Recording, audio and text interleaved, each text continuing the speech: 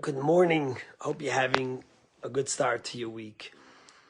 So we've all been witnessing the hostages being released and hearing the stories, the heroic stories and the painful stories of torture and psychological torture and physical torture and how they endured for a year. And it made me think, in this week's Torah portion, we begin to read the Jewish exodus of Egypt. And it says that God, Yasiv Elikim es Yisrael, God made the Jews take a long and roundabout way out of Egypt. Why? Because in case they change their mind and they want to go back to Egypt. And the question is, why would the Jewish people change their mind? They were enslaved for hundreds of years by Pharaoh, the greatest tyrant, the greatest dictator. And why would they ever want to change their mind to go back to Egypt?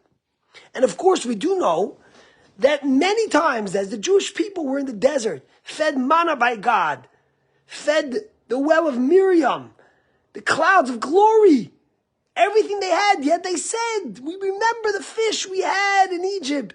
We want to go back. Let's go back. When they were at the Yam Suf, at the water, and the Egyptians were behind them, they said, let's go back to Egypt. But how could it be?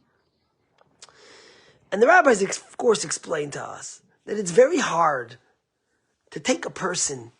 You could take someone out of slavery. You could take the Jew out of Egypt.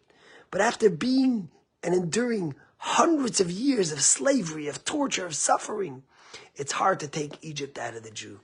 And at the end of the day, the Jewish people might have been released from Egypt, but their mind was the mind of a slave. And it took so long to endure, and that's why they ended up being in the desert for 40 years, till a new generation arose, witnessing the miracles of God, and having the courage and the hope to go into the land of Israel. In fact, we know the spies said, we don't want to go to Israel. They were scared. Because ultimately, after so many years of slavery, it was hard for the Jewish people to have that courage. Now, fast forward thousands of years, and the great-great-great-grandchildren of these Jews are torn away from their families on October 7th. They watch the family get murdered and raped and butchered, and they're taken into the tunnels of Gaza. And we hear about the suffering, solitary confinement, handcuffed in tunnels for hours and days at a time, made to do work for their captors and clean and cook. You would imagine that these hostages would have given up.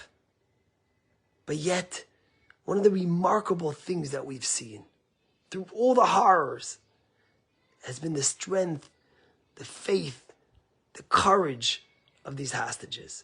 When the Jews left Egypt, you were able to take the Jews out of Egypt, but you couldn't take the slavery, the mind of slavery out of them. Over here, we watched as the Jews were taken captive and went through 470, 485 days of suffering and torture. And then we find out about a woman like Agam Berger, who refused to eat non-kosher meat, who refused to cook for her captives on Shabbos, who had the courage and strength to fast on Yom Kippur, who came out holding a sign that said, B'derech emunah bacharti, I chose the path of faith, and that's what got me out. We watched remarkably how the hostage yesterday, who was just released, made Kiddush the first time for his family. You watched them standing around. We think about Daniela Gilboa, who said when she was captured, all she could think about was hoping that no one would give up on her. And then on Shabbat, these women went and they blessed the Gomel blessing, thanking God for giving them life. You think about Yardin Bibas, what he went through. Still not knowing what happened to his family, the psychological torture those Nazis did to him.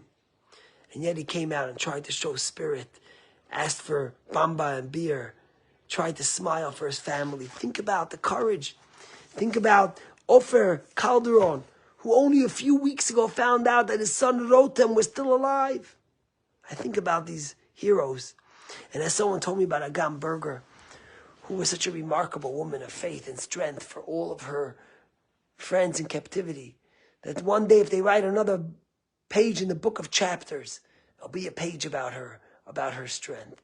You could take a Jew, an Israeli out of Israel. You could throw them into the tunnels of Gaza for 480 days. But you can't take the faith, the spirit, the holiness, the connection to Israel and to the Jewish people out of them. How remarkable. May God heal all of them. And may we hear good news and get all the hostages freed speedily.